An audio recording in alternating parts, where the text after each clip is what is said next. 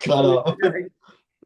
All right, Brandon, take it All away. right. Brandon is here. Hi, I'm Brandon from Talkie Bay 94. How are Hi, y'all? Brandon. I'm Brandon. well. How are you?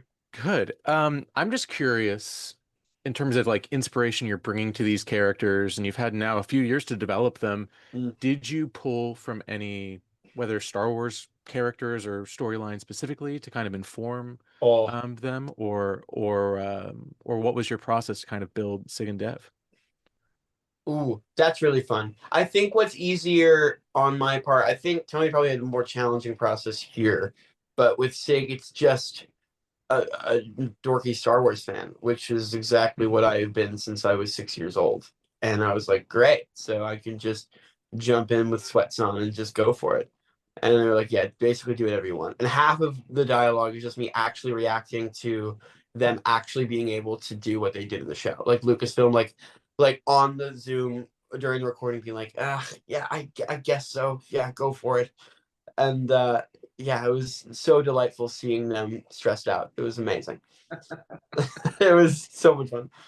Um, I it was an interesting thing. I think I have like an encyclopedic knowledge of movies because I love so much. So I think there's a little bit of everything that subconsciously gets put into place. But I do remember the first time we ever recorded, I had Good Dev and I had, Darth Dev. And I Mhm. remember we stopped after recording all of, which I don't know, might have taken me like 2 hours to record all of Good Dev because he's, not Scarce. it.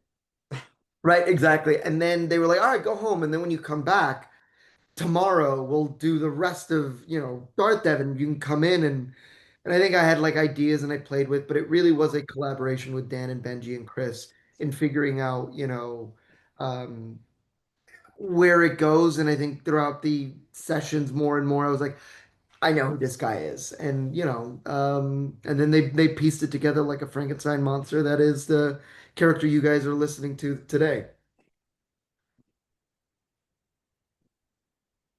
Thanks, Brandon. Hi, I'm Tanya on behalf of Kerwin and Keith from Father Son Galaxy. Lego Star Wars always does a really great job of embedding within the story a kind of moral, a great lesson. Mm. What lesson is it do you want viewers to take from the series? Oh, that's a good question. Well, Um, I think like from the get-go, so much of this story has to do with the importance of fighting for family, and I think that that's very clear, not just with Dev and Sig, who are, of course, actually brothers, but also the family that's developed over the course of the show with Jedi Bob and Yessie, and that clearly becomes a family in its own, and certainly just equally as important to fight for as it is with blood relatives. And I think that that's really fun to see. There's a tug of war there that's really fun to explore with Sig, yeah. of what his priority is going to be, or the people that have his back, or the person that's actively trying to kill him. There's who Yeah. knows? Who knows what he'll do? But that's always what I've taken away from it. Yeah. I'll just echo that a little bit more and seeing um Jedi Bob betraying kind of or having something to do with his a former teacher Solitus and what happens there. And it's like he gave up on fixing and stuff like that is Mhm. and fighting for his family. So just never give up. I think that would be the lesson. Mhm. Thanks, Tanya. Hi, I'm Brad from Friends of the Force. So here on our podcast, we're huge fans of Lego Star Wars in general. It's a core staple of our childhood. And this Same. is often a great, right into my question. We often find this to be a very common ground with a lot of other Star Wars fans. So I'd love to know for each of you, do you have any favorite memories of Lego Star Wars, whether it Oh, be like any sets or specials or video games that you played growing up? I played Lego Star Wars: The Complete Saga when it became one game for the Wii, religiously. That I think it's the best Lego game of all time. I think it's a classic. It's so good. It still plays so well. I remember specifically I had played so many times and completed every level so many times that I started giving myself new challenges. and it was just to collect every coin in every level was my challenge because I wanted to save up to get Ghost Yoda, who is the most expensive of the purchasable free play characters. And I never did, but I don't think I ever. I think I outgrew the game. It took so long that eventually I outgrew that process. I was like, I have homework. I'm a teenager. I can't do this anymore. And I think I got Ghost Anakin though, so I was proud of that. Nice. Yeah, that's my memory. I remember playing the games. I think it was 4, 5, 6. Yeah. And Because 1, 2, 3 was first, I think, for the Lego games. Yes, I think it the was. prequels were the first for the games. and then I played 4, 5, 6, and that was my introduction. I played those games before I watched the It's so original. good. Oh, no way. You I played- know. That's awesome. No, that's great. That's such a fun intro. It's so I remember watching the movies and going, I know what's gonna happen. Yeah. Obviously, you know, everyone knows. Spoiler alert: Yeah. Darth Vader is Anakin, and Do you remember the Yeah. freaking picture he holds up of like pregnant Padme to tell Luke that like Yes, the yeah, Andrew's yeah. dialogue? It's the funniest thing in the world. It's amazing. So that's why I don't think I was that surprised when I watched the original movie. It's so good. Thank you both. Thank you. Thanks, Brad. Hi, I'm Arzu. I'm with the Geeky Waffle. Okay. You talked earlier about sort of your inspiration going into these characters and what you pulled from, but I'm curious, having had time between the first batch of episodes and then this batch of episodes, did you find that like sitting with these characters changed the way you saw them, changed the way you played them? And how was that? That was interesting. What was really actually pretty nice going in was that we had confirmed the second season and started working on it and recording it well before the first season was even announced, I think. I think that Disney Plus or Lucasfilm specifically just really loved what we got initially before the release and just knew that it was going to be, at least for them, a success in itself to even have it there, even if it didn't do well ratings wise. So we started working on it pretty quickly. So it was kind of a seamless transition.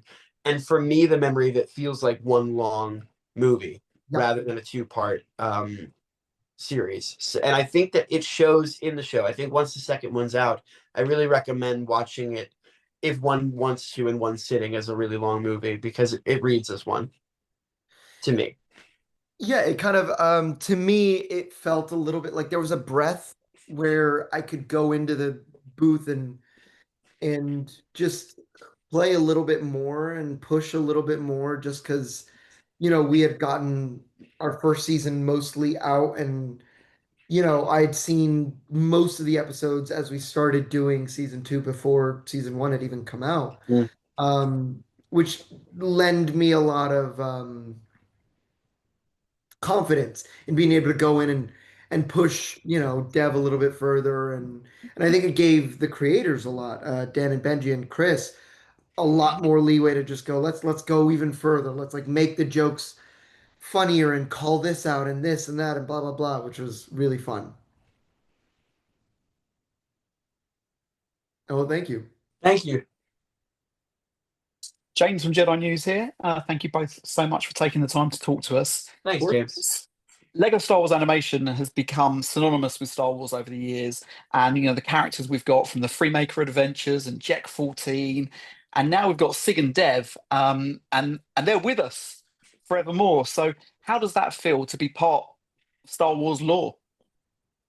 It's a lifetime dream, right? I think it was an absolute dream growing up to be a part of this franchise, and it's the reason that I love cinema so much. And I would attribute so much of what I do now for a living and what I do just on a day-to-day to that franchise, and to be a part of it in any capacity, let alone a show I love so much, is a real honor. I'm just super grateful. I feel like as I've grown up and getting older, there's still a part of my childhood that is like that'll never be fulfilled, and there's like a part of me that does these things for them a little bit, or for not them, they're not multiple people, but for him. And I got to be a part of Marvel and Star Wars now and Willow, which was a series dear to my heart, watching the original movie as a kid. So it's like I feel like I'm collecting these little things for You got a franchise lineup. You've got like pieces of some heavy hitters there. I've been lucky enough, what can I say? I get into the right rooms and I say, please, please, Please, please, please give me a job. please give me a job.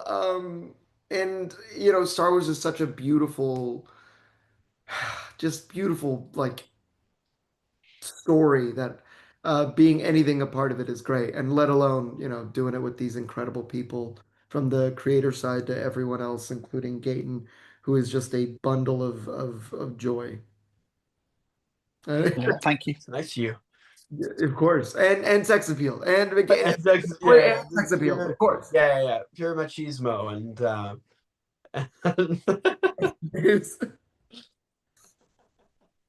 Hi, this is Alex from Star Wars Explained. Okay. Hi, Alex. Hi.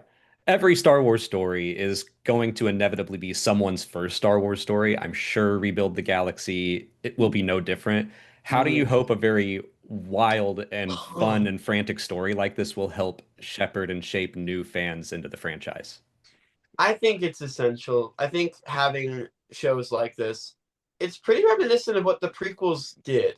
I think what the prequels did was it was usher in a new era of people that were inevitably going to become obsessed with this franchise. And they've successfully been able to do that over the course of the many decades that it's been out since, what was it, 77? It first released. And I think it's shows like this that keep younger viewers engaged. I mean, animated shows usually have the ability to do that very well.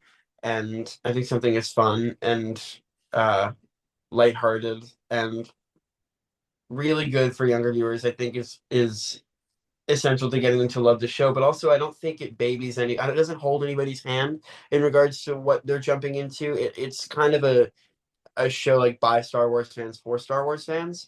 And so I think that that's why it's such a good when it comes to maybe new parents who are looking to try to find a good way of getting their kids to be Star Wars fans without like shoving it down their throats and be like, watch this old relic of a movie for you at 10 years old. Because I can imagine, because sometimes kids have lack of patience when going into something like that. So I think it maybe it's a good middle ground. Absolutely. And equally, I think it's just as fun for the adults, Yeah. who are fans of the show. And I would say, like, if I could tell people what to do, I would hope that they go watch everything. And even if they watch our show first, It'd be go so watch everything else and confusing. then come back. I think there'll be some jokes that may hit you a little bit funnier when you see it. But there's beautiful homage in every single episode that I think whether you see this first or that first, it'll hit you in a certain way, which will be nice. Hey guys, Art Eddie here from Art of Fatherhood. Gaten, Tony, thank you again for taking the time to chat with us. Thank And you. if anybody wonders if Lucasfilm does like how they do on casting, you guys talking about the games and like getting all the coins, I felt that answer my bone was trying to get all the coins. And my daughter's like, why are you worried about getting all the coins? I'm like, I have to. It's important. I have to. Like, there's something like if you see when you see it blinking about to disappear and the panic that goes through your soul because you have to start over if it goes, oh gosh. Nothing filled me more than when it says True Jedi, right? When it goes like boom, when it fills up, the coin slot fills up. Yes, sir. Oh, it's joy. That's awesome. But I gotta say, obviously you guys have a great new ship. Obviously, It's so sick. Burner. Love it. When I talk to, voice actors and stuff and they get like, a picture of what they're going to be like or what they're going to look like or worlds and all that stuff. Obviously, you guys were in the first one and you guys were the main characters, but seeing what was developed for the sequel, what do you guys think about, like, obviously your speeder, but then also to all the different worlds and all that? What was your kind of thoughts for this one as you knew, like, all right, this is our characters, this is what we feel. Now going into the second one, I know you said that you were kind of recording them back to back, but seeing the new worlds and seeing all the different things, how did you kind of explore your characters based on the worlds you were going to be in? Ooh, that's fun. Yeah, I guess I just kind of trusted Dan and Benji and like, I would walk in and we would then have 30 minutes of just conversations of Star Wars lore and this and that and jokes that they would put in. Um, and I think they were equally as surprised at how nerdy or how much I knew of the material. you know, they're like, well, you see, that joke is because I'm like, no, I understand the joke. I'm laughing inside. But now, like, you know, I got to put on the serious hat and try to make it believable that this character is going to say it that way. Um, so I think there was a little bit more conversations that could be had because we had a foundation now Yeah. in figuring out, could he say it this way? Could he say it some other way? And I think that was the difference between one and two for me, was allowing myself to push a little bit more, have a little bit more confidence, but then also, you know, ask for a different thing, and they would be like, yes, no. Well, we can't do that because Lucasfilm won't let you. And I go, We ran into that a few times. yeah. I go, well, yeah, Yeah, I I didn't realize you requested an orange lightsaber. did. I I just didn't wanted realize it. I could do that. I didn't think I could either, and then they let me. I think it's sick. I don't know. I just felt like when it came to that, I was like, he's not a traditional Jedi. He uses the Force in a very different way than other Jedis do, and he's learning in a very unorthodox sense. And also, it just, guys, it just looks cool. It just looks cool, and let me do it. And then they were like, I don't know. And I was like, they just did it in Jedi Survivor. They just did it in Jedi Survivor. Please let me do it. Outcast just has one. Please let me do it. And they're like, fine. Like, I just seeing, like I said before, the Lucasfilm rep on Zoom when we're filming, like, just like sweating at the requests that we had was what brought me so much joy. I think with this one, we kind of got the green light to kind of go. Just there's no point in not asking for new fun things and new worlds to be built and things like the Force Burner and things like going to new dimensions and like when you have like Jackson the mythical space bunny, which was a pull so deep I had never even heard of it, and I felt bad as a Star Wars nut having been like, I'm like, what are you talking about, a pink space rabbit? And they're like, no, this is real, this actually happened. I was like, okay, great, we're in. I don't think that could have happened in the first season, and I honestly think that, like, if there was any reservation from Lucasfilm going into the second one, seeing how well it worked in the first, after seeing it come together, kind of gave them more of like a breath of fresh relief and be like, yeah, kind of do whatever you want. And I think it pays off. Cool. Thank you very much, Gaten. If you ever meet Kevin Scott, don't let him know that you didn't know who Jackson was. That's all. I feel terrible that I didn't, and I'm so honored now that I do. But I know Ben Schwartz is. Speak with him at a show. Like, I feel good now. Awesome. I think we're back up to me. I would love to Art, thank you for the visual explanation, because you guys are minifigures now. And Gaten, I know that there was a Stranger Things one, and I don't think Flash ever got one in any Spider-Man things. That's messed up. I don't even want to ask, like, how does it feel? But like, this is a big deal. This is like an Oscar. This is it, man, right? What is it like to be part of something that is like this? Star Wars is always, toyetic and is full of these things, but you being now a part of it in a very physical way, what does that lend to the characters and kind of the legacy that you've built with this? I think again, it just comes back to the inner kid in me. Um, like I wish I could have like played with a toy that, you know, was either looked like me or that I could have done. I was always like, oh man, I don't know, play with a Spider-Man toy and wish I could play Spider-Man, or or a Darth Vader toy and be like, damn, I wish I had a, like, we all picked up a stick and said it was a lightsaber and did the noises. So it's like now I have a character that I can do that with, and it's awesome. It's really fun. I think that kids, when they latch on to a franchise or kind of create this hyper fixation onto something they love dearly, that becomes most of their personality over the course of a good chunk of their childhood. I think a lot of kids have had that before, but I think the reason that happens is because so many kids want to see something through the lens of, if they really do like put themselves in the shoes of the people in it, and that's why they play pretend, and that's why they have so much fun. They buy the games, they buy the toys, because they want to be as close to doing what they see on screen as possible. And being able to see something that I would have been so excited about as a 6 or 7 year old, it really does fill my heart like crazy.